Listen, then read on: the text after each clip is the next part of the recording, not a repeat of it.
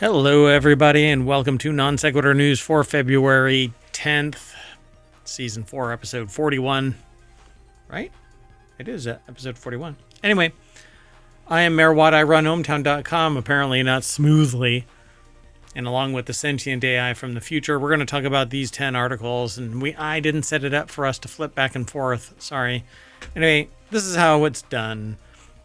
The first article, I'm going to go through all 10 of the headlines as I gave them titles. The real titles are on the other side of this. Anyway, all the superb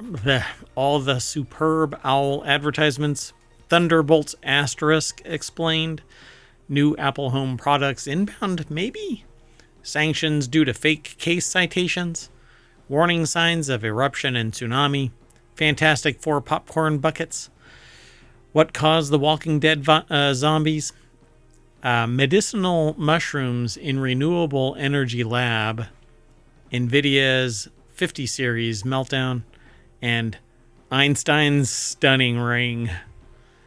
Everything is powered by ohmtown.com. Go over and become a citizen. See you on the other side.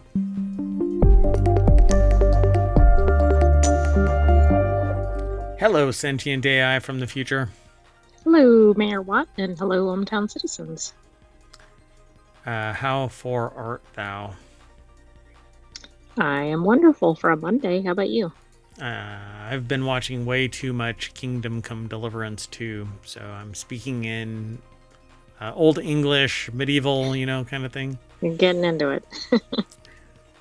Yeah, it's a very, very violent game, but hey, I don't know. I like cozy games. I'm actually going to spin up Foundation if I can manage to focus longer. Then I'm gonna have to play games at 20 minutes or 2 hours at a time. Yeah, Non Sequitur News is named that because of the very fact that I wander off. Right. Let's demonstrate. Yeah, hey, that's a neat article over there. Oh, wait, sorry. Hi. I'm streaming. I forgot I'm still streaming. I'm still streaming. Yeah. I'm still streaming. All right. Well, anyway, we've got 10 articles all lined up. Let's get into it. The very first one is over on the mobile channel. That's where it was aggregated to. Watch all the ads of Super Bowl 2025. It's a rare thing for Ad Week not to have it used to be like free, you could access everything on adweek.com, but they went like hard commercial, and which is kind of ironic. But this, you can actually watch these videos. Brittany Kiefer over at adweek.com put the article together. It says the ads from Superb Owl 59 are an eclectic bunch. Lots of laughs, some absurdity, a few doses of body horror, aliens, cute animals, cute kids, bros, women's empowerment, and a couple that made us reach for tissues. Some triggered debate, and others built buzz far beyond the game, like Angel Soft. I won't be able to play these because somebody's going to take exception to them. I got them muted, but I could sit there and do that. Oh, yeah, this is the bathroom break one. Yeah, the one that wasn't really an ad. Yeah, I wasn't really enthralled by it.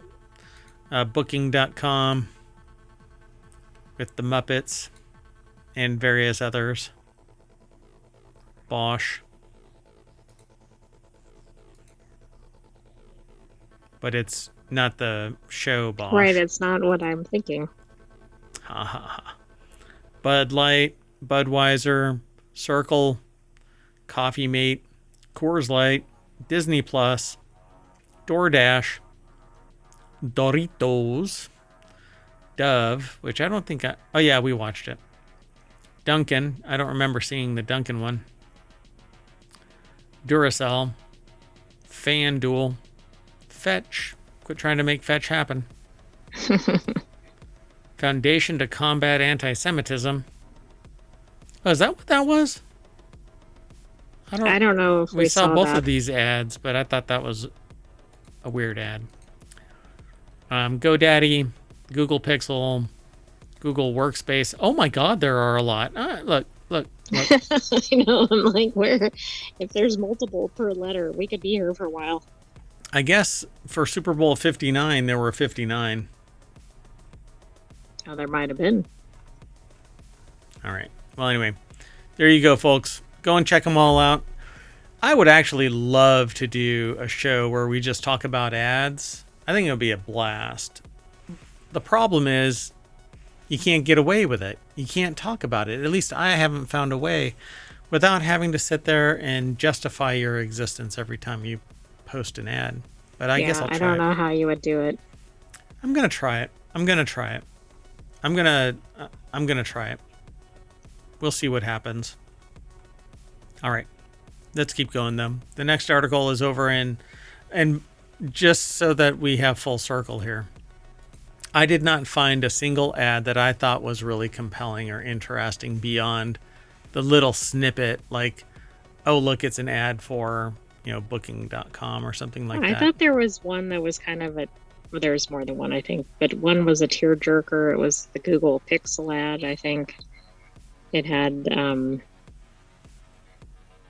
it showed the parent with the kid, but then there was one that was just funny with the leaf blowers and I think it was leaf blowers and the beer cans. And then the pickleball one was kind of funny. Yeah.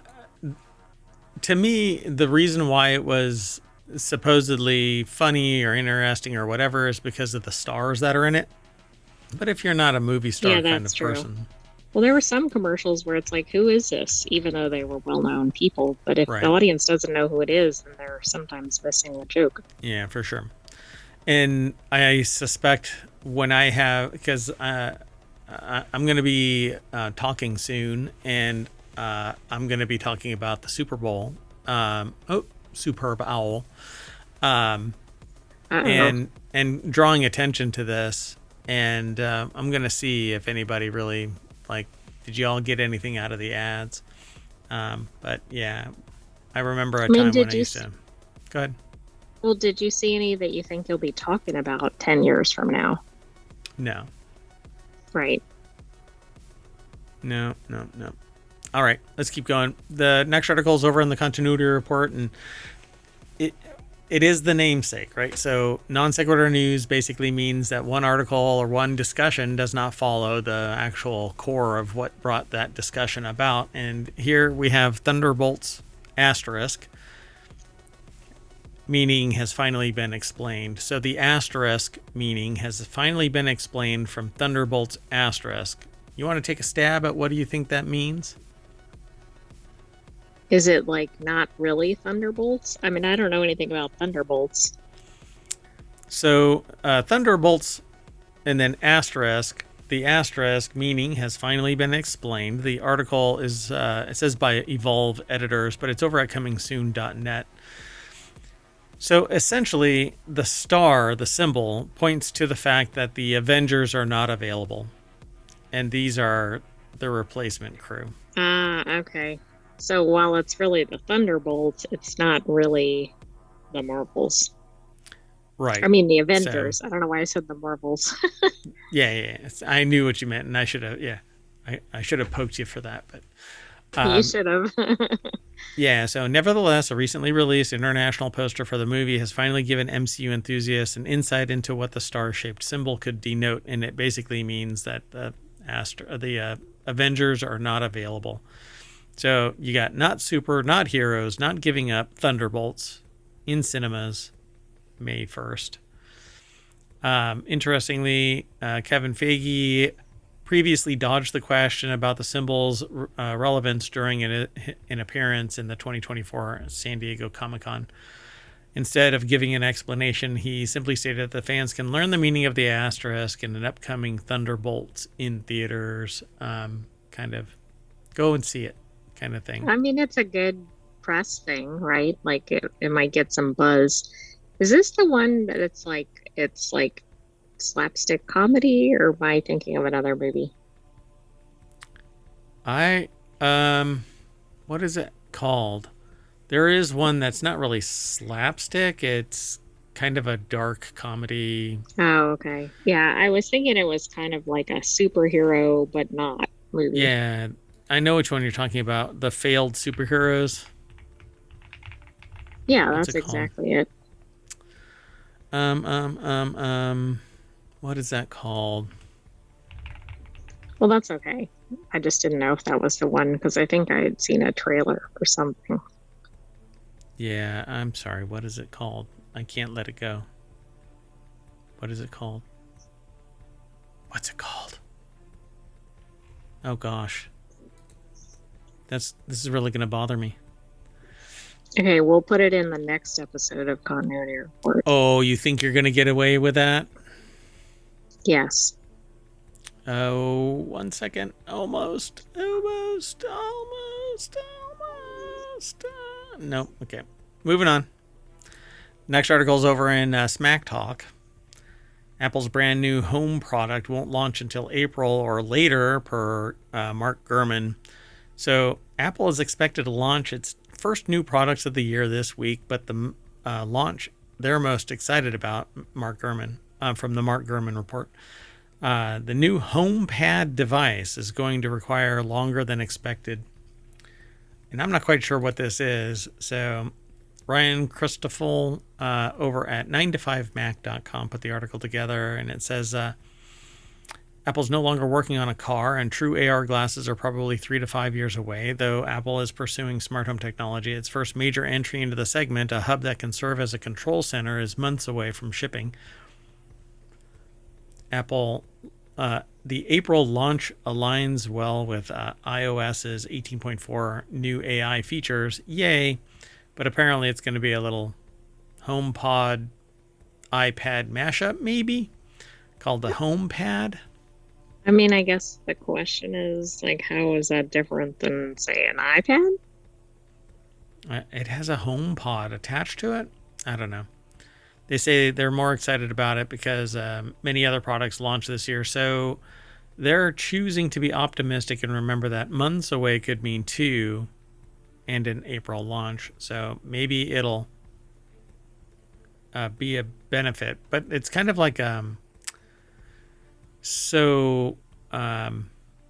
Amazon has a similar product. Others have had it, like the Echo. Okay, yeah. But with a screen. And so you interact with this thing. You have the speaker element of it. It's higher fidelity than it is on the iPad. You've got the screen so you can interact. The audio comes directly from that device instead of that tinny, reboundy, horrible kind of sound. I don't really like the iPad sound. But if it looks like this, it's basically a kind of like a mushroom bottom, but then it has this little screen on top. I don't think this is what it's going to look like, but I don't either, but I guess I don't really get what the use is. I certainly understand having like a smart speaker or something. Right. Yeah. HomePods are great. iPads are great. I don't know how this will mash up together. Plus, it'll be a $1,200 device at this point. If you tack a full-size HomePod and an iPad together, you're looking at, $600, $800, $900 or more dollars. Right. $600 on the cheap side if they don't make it very robust. Anyway, stick to your iPad as your home base of operations. Well, and your iPad, of course, is mobile. Yeah, exactly. The thing about it is, though, that the home element of the HomePod ecosystem, or I should say the Apple Home ecosystem, you're not supposed to take that device out of the home. So when you have one primary device as the home controller. Oh, I see. Yeah, that's a problem. Like the person takes it wherever they're going. Right. And then it's like, well, I guess we can't control anything else. Correct. Yep. So I'm always looking for neat and interesting technology, and this could be it. We don't know. We'll find out. Let's keep going. Next article is over in Law Nerd. Number 42, law firm by headcount could face sanctions over fake case citations generated by ChatGPT. I mean, haven't they figured this out by now? This is pretty wild, right? Lawyers from plaintiff's law firm Morgan & Morgan are facing possible sanctions for a motion that cited 8 non-existent cases, at least some of which apparently are in question. At least some of which were apparently generated by ChatGPT. Deborah Kassens-Weiss over at abajournal.com put the article together, and in a February 6th order, U.S. District Judge Kelly H. Rankin of the District of Wyoming, why does that name sound familiar? Told lawyers from Morgan & Morgan and Goody Law Group to provide copies of the cited cases, and if they can't, to show why they shouldn't be sanctioned. The brief had cited 9 cases, but Rankin could locate only one of them. Some of the citations did lead to cases under different names. The lawyer's motion also included a description of the governing legal standard that was peculiar, Rankin said. The motion correctly cited a federal rule of evidence, but went on to say Wyoming case law reinforces these principles, and to support that assertion about Wyoming case law, the motion cited fake federal district court cases. Oh, that's interesting. Do you think that not only the citations were from AI, but maybe the actual motion? I would say all of it. Yeah. And a paralegal didn't read it and vet it, and a lawyer didn't vet it. You should, at least to... Okay, this is the number 42 law firm in the country. Yeah. Whereas I think we saw it previously with arguably smaller firms. That doesn't make it excusable, but... Right. They don't have the people power or whatever, right? Well, my problem here is I think that anything that you generate should be a clickable reference and link you to the content. The problem is that some of this stuff is buried behind a paywall, so you can't get to it unless you have a very expensive LexisNexis or Westlaw account. True, but I suspect Morgan & Morgan does. Right. Yeah. Pretty wild, right? So the case involves so the moral of the story, lawyers at a large firm can misuse ChatGPT as well as anyone, wrote above the law founder David Latt at Original Jurisdiction. Wow. Yeah. That's interesting. Now, the thing about this is if people just take what's written in there for granted, eventually it actually becomes fact because all of it gets regurgitated. Right, it gets published somewhere, and then it's actually part of the search results, which, yeah. And we've seen that with other things where it puts some false information about a person, and then that's in there. Yep. Pretty wild.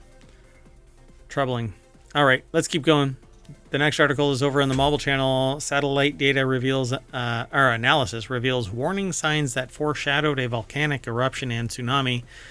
In 2018, the site of Anak Krakatoa volcano collapsed in a powerful eruption and produced a tsunami that killed hundreds and injured thousands of people in nearby Java and Sumatra in Indonesia. A new analysis of satellite data shows the mountainside was slipping for years and accelerated before the eruption. Information that could have potentially offered a warning of the collapse.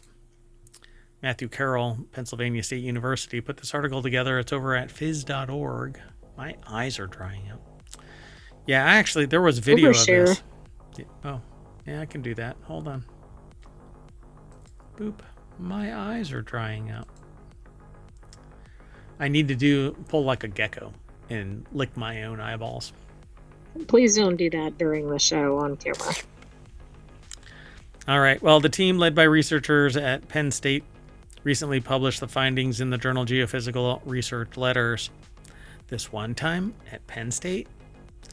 Ocean volcanoes, when they are unstable, can collapse catastrophically and generate a tsunami. Ocean News at 7:09.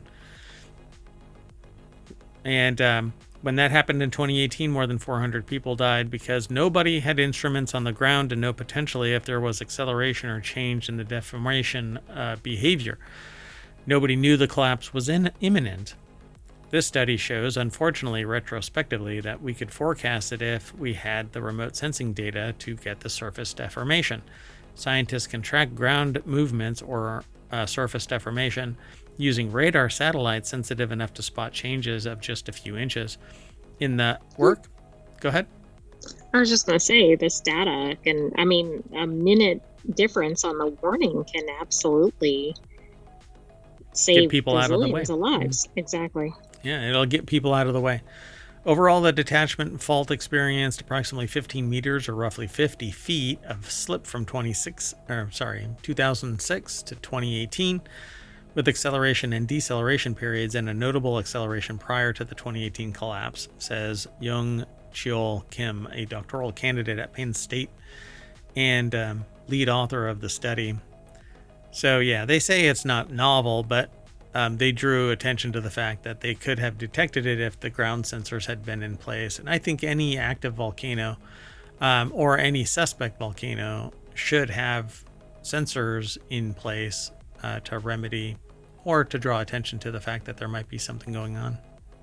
Yeah, absolutely. And I'm sure somebody would love to say, well, why does somebody live near a volcano? But the reality is, people live near weather disaster areas and they don't necessarily have the ability to move out of them. Yeah, correct. Yeah. By the way, if you want all of the show notes, I've already put them into the show, the VOD for Twitch, and they're already embedded in the show notes themselves for the live stream over on YouTube, and they will be in the podcasts. So we have 6 podcasts that are weekly and 1 that is daily. Non Sequitur News is every day. So go and check it all out over on wherever you catch pods, but Apple Podcasts in particular. All right, so let's keep on moving. The next article is over in the continuity report. For whatever reason, we have kind of a strange fascination with popcorn buckets. Not quite sure why. You mean in ohmTown or just in general? Society in general, apparently. Like Dune had their own, and there's been others in the past. But these Fantastic Four popcorn buckets are so good. Popcorn? The author says that they'll be, popcorn. They'll be furious if they don't get made. New MCU art images about these popcorn buckets. The MCU imagines the Fantastic Four first steps popcorn buckets. What do you think they look like? One has to be invisible. One has to be on fire. One has to be made out of rocks. But how is that going to work for a popcorn bucket? Oh, one is a hat. One is the Stretch Armstrong style, like wrapping around. One is a extinguisher box. Oh, and I guessed it right. One is transparent. Oh, yeah. And then one maybe is set ice or something. I'm not sure what the left one is. This one? So this one is the in case of fire break glass. So let's see if they break them out here a little bit lower. No, they don't. Anyway, and I can't click it because it'll take me to the site. Anyway. Yeah, I meant the top left one with the 4. Yeah, so this is the Stretch Armstrong one. He's like Elastic Man. Oh, okay. Yeah. And this one is, I can't remember their names, Storm. But she can go invisible and create force fields. He is basically on fire whenever he wants. And he is made of stone, and he wears that little bowler hat. So, right. I like the fire extinguisher one. Yeah, that one is kind of easily contained. This one is okay, kind of meh. You know, it's pretty transparent what it is. Right, but it looks kind of like a normal bucket. Yeah, it's kind of boring, right? This one is too clunky. I doubt this one would ever be made, though, because it's really clunky, you know? It's complex. Yeah, well, you're not going to get a lot of popcorn either. True.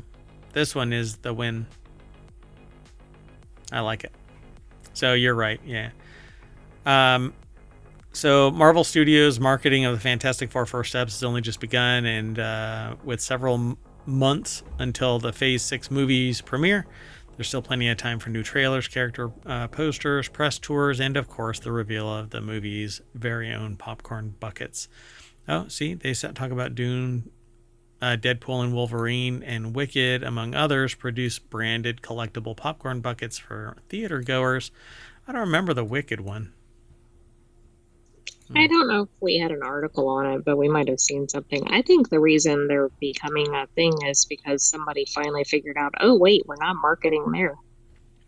Yeah, we're not drawing anybody in to get a collectible. So to get it, you have to go in and buy a ticket. So Kai Young over at ScreenRant.com put the article together, by the way. You know, if you get your collectible and it's covered in popcorn butter, that might be a problem. Greasy popcorn butter. Yummy. Now I'm craving popcorn. Let's hurry. So the next article is over in the continuity report. What caused the Walking Dead zombie outbreak? The creator doesn't want you to know. For over 20 years, readers have been clamoring to know what caused the zombie outbreak of the Walking Dead comic series. But repeatedly during the series' run, and to this day, Robert Kirkman has stressed the fact that the lack of an answer is an important part of the story's success. Ambrose Tardive over at ScreenRant.com put the article together. They say in an old interview from IGN from the early days of The Walking Dead's run, Kirkman confirmed that up to one point he had zero interest in establishing a definitive cause of the zombie uprising. The author held to this standard up through the end of the series, but even still, it is one of the foremost questions that fans still ask about the book. Despite the zombie horror premise, Robert Kirkman strove for a sense of realism in his story. Nobody knows why. Zombies are a narrative mechanism used to push the characters to their absolute limits, as Kirkman explained to IGN way back in 2007. Well, that's interesting. Is it just getting reported now? Well, IGN talked about it, but they're resurrecting it like a zombie. Right. To talk about it some more. Zombies get all the attention when it comes to The Walking Dead, but the franchise has never been about them. Come for the undead, stay for the living. Yeah, people stay because of the machinations between the social aspects. So the TV adaptation of The Walking Dead notably diverged from Robert Kirkman by revealing the source of the zombie outbreak, but as the creator of the franchise explained as early as 2007, he didn't want the book or to risk what the book had going for it by satisfying readers' desire to know about the outbreak. Ultimately, because of the focus of on the characters rather than the lore, and his restriction to a limited set of characters without revealing too much about the wider story, Kirkman made revealing the Walking Dead comics' zombie outbreak origin unnecessary. So what was it? Well, I guess as if it builds more mystique or whatever, that probably feeds into the story, I guess. Sure. I don't think it says in here, does it? No, I don't think so. We'd have to do some meta searching for it. What was the cause of the Walking Dead zombie outbreak? But we're not going to do it today, folks. Post it in the chat. How about Anti-spoiler alert. Anti-spoiler alert. See, I'm not even going to I got to create an anti-spoiler alert. Let's keep moving. The next article is over in Greenagram, which rarely hits our screen, but we continue to aggregate news that is around everything ecological, really. The author of this article, apparently over at Nature, grows medicinal mushrooms in their renewable energy laboratory when Hai T or Thai Tan Van isn't creating materials for fuel cells. She's cultivating traditional medicines. Gemma Conroy over at nature.com put the article together. And yeah, so they're growing medicinal mushrooms. A chemical scientist at Win Tat Tan University in Ho Chi Minh City, Vietnam, has a green lab that grows medicinal mushrooms. You can actually see the mushrooms growing. That's interesting. Are they for people to ingest or to make into medicines or what? I think it's a little of everything there. So I'm not, for sure it's medicinal, but it's a conventional, historical medication. What do they call it? Traditional medicines. So I'm not logged in. and it says their work focuses on a group of advanced catalysts based on titanium metal oxides, which are denser and more durable than conventional carbon materials. This result is a higher current and better performance in fuel cells. Now they're exploring how to commercialize these, but the opportunity to contribute to my community is what drives their research. Their love of training their students here at the university, because young people need to understand renewable energy and how to make the environment cleaner. So they're using the renewable energy mechanism. They just happen to be utilizing that renewable energy to grow mushrooms. I see. It's like a side project or something almost. Yeah, I wish I could log in, but I can't. All right, but that's okay. We'll figure it out here. Actually, hold on one second. Let me see if I can. Let me do this live, folks. Live. 1 second.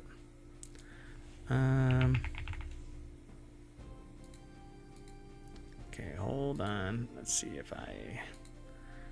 Because the way that things are air gapped. So, yeah, I can't. Yeah, Vivaldi is kind of weird about it. All right, well, anyway. Pretty cool. But they're using green energy. When you follow the link, you'll probably not run into a problem. I just happen to be because I'm not logged in adequately. Right. Yeah, this is cool. I mean, I like that they're combining efforts here. Yeah, it's pretty cool. So I've always wanted to grow mushrooms, but it's easy in concept, hard in delivery, and you have to have a set space that is immune from contamination or cross-contamination. Like, you don't want mold spores or mushroom spores to blow into anything. Right, to get into any other space other than the mushroom growing space. Yeah, and you have to keep other stuff out of the mushroom growing space, so there's a lot of filtration involved. So not at this time, not at this place. All right, let's keep going. The next article is over in Non Sequitur News. NVIDIA's RTX 5090 power connectors are melting. I've seen a couple of reports of this, but as they say here in the article, oh shit, here we go again. 2 owners of NVIDIA's RTX 5090 Founders Edition GPUs have reported melted power connectors and damage to their PSUs, the power supply unit. The images look identical to reports of the RTX 4090 power cables burning or melting from 2 years ago. NVIDIA blamed the issue on people not properly plugging in the 12-volt high power line, but the PCI standards body blamed NVIDIA. A Redditor posted about their experience. The article, though, is over at The Verge by Tom Warren. And this sounds pretty dangerous, not just you can't use your computer. Oh, right. Yeah, no. Back in the day, 2 years ago, they had the same problem with the 4090 series. And these plugs were... Gamers Nexus did a whole expose on it. And these connectors basically were to blame. So a Reddit poster upgraded from the 4090 to a 5090 and noticed a burning smell playing Battlefield 5 before turning off their PC and finding the damage. The images show burnt plastic at both the PSU end of the power connector and the part that connects directly to the GPU. The cable is one from Modi, M-O-D-D-I-Y, or Modify, do it yourself. A popular manufacturer of custom cables, and the poster claims it was securely fastened and clicked on both sides, GPU and PSU. Unfortunately, I like that disclaimer, because I'm sure somebody's like, is it plugged in properly? Yeah, they actually explicitly state that it was properly attached and clicked on the connector on both sides. So while attempting to blame the Modi cable, Spanish YouTuber Toro Tachi has experienced the same burnt cable both at the GPU and PSU ends or with the RTX 5090 Founders while using a cable supplied by PSU manufacturer FSP. Plastic has also melted into the PCI 5.0 power connector on the power side, so basically everything is ruined. it'll take some serious work to try and make that thing trustworthy. But yeah, this thing has been a problem before. That a 12 volt 2x6 connector has shorter sensing pins and longer conductor terminals to improve reliability. This might not sound like a huge difference, but it matters in ensuring that the power cable has been properly connected to whatever device is going to be pulling power from your system's power supply. But what I don't get there is if the connector is shorter, then the connector has to be longer to make sure that it's all the way down and it's not just a stub barely touching. The pin has to be all the way socketed. Possibly having a spark or something. Exactly. But what I also don't get is if it happens with another cable, if something is just off. Right. And in this one, you can see the PCIe connector's power line is melted. And the problem here is if there's a lot of voltage going through the line, but it's just barely attaching, all that electricity is flowing between those two when it should be overlaying a greater amount. That way, all of that energy doesn't find and literally melt because the electrons are flowing through it. Heat is generated when electrons pass through. That's one of the losses due to the lack of superconductivity. So they reached out to NVIDIA, but there's no comment at this time. But we'll see. I'm sure that Gamers Nexus is going to light a fire under this one. Yeah, I suspect they will. They're going to be pretty fired up. Get out. So our last article for the February 10th, 2025 episode of Non Sequitur News is Euclid discovers a stunning Einstein ring. Euclid blasted off on its 6-year mission to explore strange new worlds, seek out new life and new civilizations, and boldly go where no Euclid has gone before. This sounds like Star Trek. Correct. It launched July 1st, 2023. Before the spacecraft could begin its survey, the team of scientists and engineers on Earth had to make sure everything was working properly. And lo and behold, an Einstein ring. By European Space Agency. It's posted over at phys.org. I suspect we're going to see a lot more of that kind of news. So during the early testing phases in September 2023, Euclid sent some images back to Earth. They were deliberately out of focus, but in one fuzzy image, Euclid archive scientist Bruno Altieri saw a hint of a very special phenomenon and decided to take a closer look. So an Einstein ring is an extremely rare phenomenon.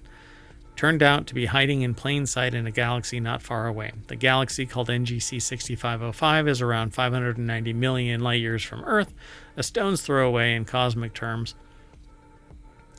Like the stone throws. Anyway, but this is the first time that the ring of light surrounding its center is detected thanks to Euclid's high-resolution instruments.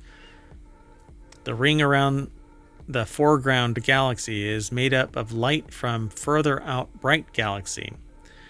This background galaxy is 4.42 billion light years away, and its light has been distorted by gravity on its way to us. That's the lensing effect that I tell you about. Oh, okay. Yeah, I think we were talking about it in Technology Today.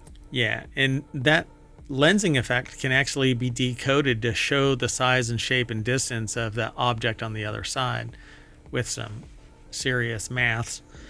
And look at this. The article talks about lensing below where you were. Oh, there you go. Oh, yeah, look at that. So an Einstein ring is an example of strong gravitational lensing, explains Connor O'Riordan of the Max Planck Institute for Astrophysics, Germany, and lead author. They'd be heavy, man. They were the lead author. The lead author of the first scientific paper analyzing the ring. It's pretty cool. Albert Einstein's general theory of relativity predicts that light will bend around objects in space so that they focus the light like a giant lens. The gravitational lensing effect is bigger for more massive objects, galaxies, and clusters of galaxies, and it means that they can sometimes see the light from distant galaxies that would otherwise have been hidden because of this lensing effect. That's really cool, because if we can see it, then we can potentially explore it or study it. At least study it, yeah. Exploring seems to be kind of stymied by the fact that, well, our technology is just kind of sucks. And every 5 to 8 years. Generationship problem, right? Yep, that's exactly it. We're not going to get to any of this stuff in anybody's lifetime of lifetimes. If you were to turn every year that somebody lives into a lifetime of their existence, they still wouldn't make it to any of these galaxies. But that's what the simulation, is causing us to be bound by. We can't get out of our solar system because there isn't anything, right? That reminds me of Silo. Silo, oh man, when you peel back the layers of Silo, I don't know if we're ever actually going to see anything of that, It seems like it doesn't have a lot of energy behind it, unlike these galaxies. I really dig it, but... Yeah, we'll see. They don't have a lot of time left. I think it has 2 seasons left, and that's not a lot of time to wrap up everything. It's going to pull a, Divergent series and just kind of... We'll see. It's going to flame out. All right. Well, anyway, that is it, folks. Look at that.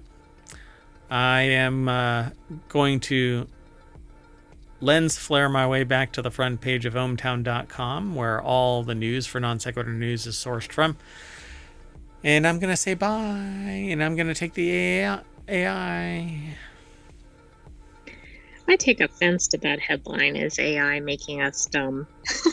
It's on the main page. All right, not you. You're a sentient AI. Oh, okay. Our current generation might be. Go ahead.